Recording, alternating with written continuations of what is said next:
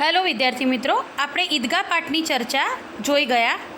આ વિડીયોમાં આપણે ઈદગાહ પાઠના સ્વાધ્યાયની ચર્ચા કરીશું. સ્વાધ્યાય પ્રશ્નોત્તરની ચર્ચામાં ખૂબ ધ્યાન આપીને સાંભળશો. પ્રશ્ન 1માં હામિદને ચિમટા ही क्यों खरीदा. મિત્રો, આપણે જોયું હતું કે હામિદ ઈદગાહ જાય છે, એના મિત્રો છે તે ઘણી બધી રમકડા છે, મીઠાઈ ખાય છે. જ્યારે હામિદ આટલો નાનો બાળક છે, તેને પણ ઘણું ખરીદવાનું મન થાય છે, છતાં તે કેમ નથી ખરીદો. એણે हामिद चिमटा ही क्यों खरीदा. तो हामिद ने सोचा कि हमेशा दादी रोटियां सेकते वक्त अपने हाथ को जला लेती है, अगर चिमटा लेकर जाएगा तो दादी कितनी प्रसन्न होगी, उसकी उंगलियां भी न जलेगी, घर में काम की चीज़ हो जाएगी, खिलौने से कोई फ़ायदा नहीं, और चिमटा कितने काम की चीज़ है.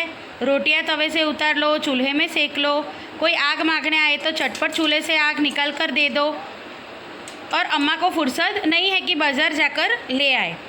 और यही फ़ायदे बताकर उसने चिमटा खरीदा. चिमटा खरीदने के लिए हामिद कौन से कारण बताता है. चिमटा खरीदते वक्त हामिद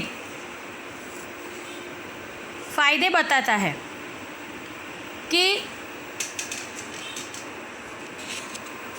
चिमटे से कितने काम हो सकते हैं. रोटियां तवे से उतार लो, चूल्हे में सेक लो, कोई आग मांगने आए तो चटपट चूल्हे से आग निकाल कर दे दो, यह उसके फ़ायदे हैं. बूढ़ी अम्मा का क्रोध स्नेह में क्यों बदल गया.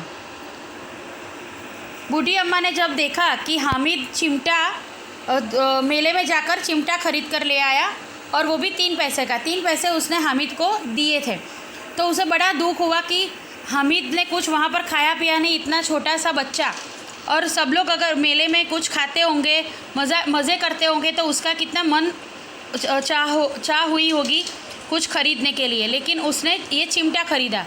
तो उसने क्यों ये चिमटा ख़रीदा.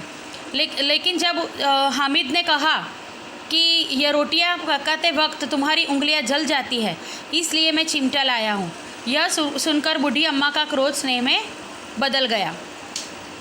हामिद के त्याग सद्भाव पर वो न्यौछावर हो गई.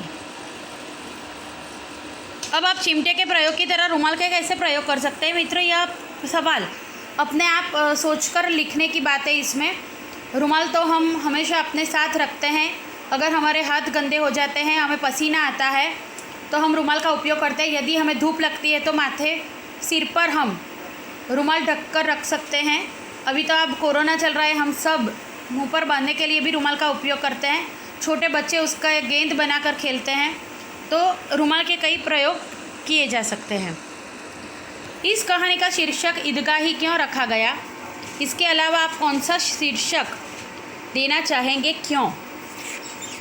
ईदगाह, इस कहानी पूरी ईदगाह के आसपास बनती है कि ईदगाह, आज रमज़ान की ईद है, सब ईदगाह जाने के लिए तत्पर है, सब लोग ईदगाह जाने के लिए क्या क्या तैयारी कर रहे हैं, सब लोग बहुत खुश है. आज रमज़ान का महीना है और ईदगाह के आसपास वहाँ पर मेला लगा है और मेले की बातचीत है. तो पूरी कहानी में ईदगाह के इर्द गिर्द पूरी कहानी हमें सुनाई देती है, इसलिए ईदगाह रखा गया है. इसके अलावा हम हामिद का चिमटा या हामिद की समझदारी, छोटा बच्चा हामिद, या जो सोचकर हम रखना चाहे वो रख सकते हैं. ये अपने हिसाब से भी, मतलब हम सोचकर जो भी करना चाहे वो कर सकते हैं. अब एक परिच्छेद है जिसे पढ़कर उसके प्रश्नों के उत्तर देने हैं. हमारे इतिहास और पुराणों में परोपकार के अनेक उदाहरण मिलते हैं. दधीची ने मानव कल्याण और असुरों के संहार के लिए अपना शरीर त्याग दिया. राजा शिबी ने पंडुक के प्राण की रक्षा के लिए अंगदान किए. महर्षि दयानंद ने विष मिलाकर प्राण लेने वाले अपने रसोई जगन्नाथ के प्राणों की रक्षा धन देकर की. वर्तमान में भी अनेक सामाजिक संस्थाएं परोपकार के लिए अपना धन और समय भारतीय समाज को दे रही है. भारतीय समाज में युगों से परोपकार की सुरसरी प्रवाहित होती आई है. यहाँ ऋषि मुनियों ने यही सीख दी है कि निराश्रितों को आसरा दो, दीन दुखियों और वृद्धों को शारीरिक और आर्थिक मदद करो, भूखों को भोजन करवाओ, विद्वान हो तो विद्या का प्रचार कर समाज का उद्धार करो. यहाँ सदा सबकी भलाई में ही अपनी भलाई मानी जाती है. संसार के सभी धर्मों का मूल परोपकार है। किसी भी संत महात्मा के इसके बिना मनुष्य का जीवन सार्थक नहीं माना। लोग परोपकार के लिए ही औषधालय, गौशालाएँ और धर्मशालाएँ बनवाते हैं। सभी अपनी सामर्थ्य और शक्ति के अनुसार परोपकार करते रहे तो समाज एवं देश की उन्नति होती रहेगी तथा वसुदेव कुटुंबकम की भावना फैलेगी। इस जो हमने पढ़ा है परिच्छेद, उसके हिसाब से हमें उसमें दिए गए प्रश्नों के उत्तर हमें देने हैं। तो सबसे पहले प्रश्न, ऐतिहासिक ग्रंथों में परोपकार के कौन कौन से उदाहरण दिए गए हैं? तो परोपकार के ऐतिहासिक ग्रंथों में परोपकार के कई उदाहरण मिलते हैं, वो हम देखेंगे। एक, महर्षि दधीचि ने मानव कल्याण और असुरों के विनाश के लिए अपना शरीर त्याग दिया था। 2, राजा शिबी ने अपने अंग का दान देकर कबूतर और के प्राण बचाए थे। 3, महर्षि दयानंद ने विष मिलाकर प्राण लेने वाले रसोइये जगन्नाथ की जान धन देकर बचाई थी। दूसरा प्रश्न, ऋषि मुनियों ने हमें क्या सीख दी है? ऋषि मुनियों ने हमें सीख दी है कि निराश्रित तो को आश्रय दो, दीन दुखियों और वृद्धों की शारीरिक तथा आर्थिक मदद करो, भूखों को भोजन कराओ और यदि आप विद्वान हो तो विद्या का प्रचार करो। देश एवं समाज की उन्नति किस प्रकार होगी?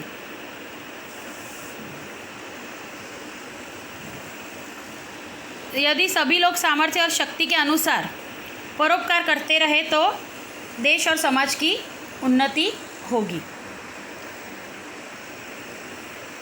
परिच्छेद, विलोम शब्द लिखिए। आश्रित, अनाश्रित, अवनति, उन्नति, विरोधार्थी शब्द उसके जवाब सहित।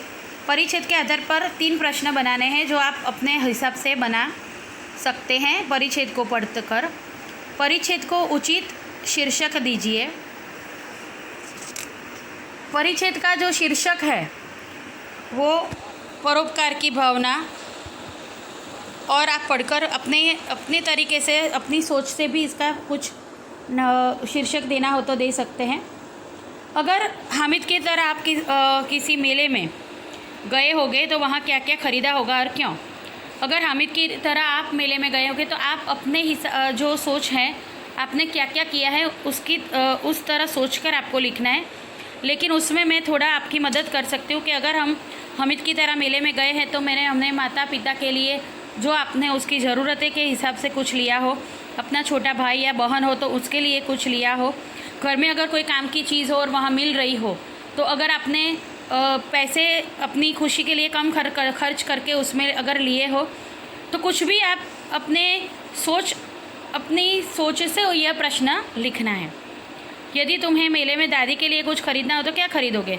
तो मेले में अगर मुझे दादी के लिए कुछ ख़रीदना हो तो वो हमें हमारे दादी की ज़रूरियात के अनुसार लिखना होगा। लेकिन अगर वो बूढ़ी है और चलने में थोड़ी दिक्कत होती है तो एक लकड़ी, अच्छी सी लकड़ी लेकर मैं उसे दूंगी। ये कुछ भी आप लिख सकते हैं। रोज़े के दिन मुसलमान क्या करते हैं?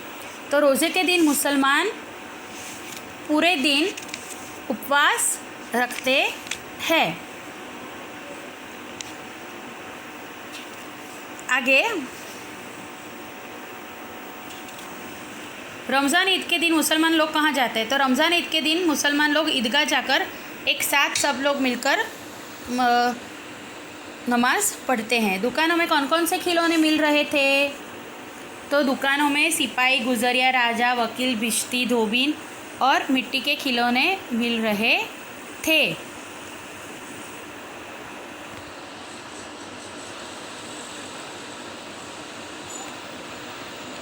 उसके बाद है समानार्थी और विरोधी शब्द।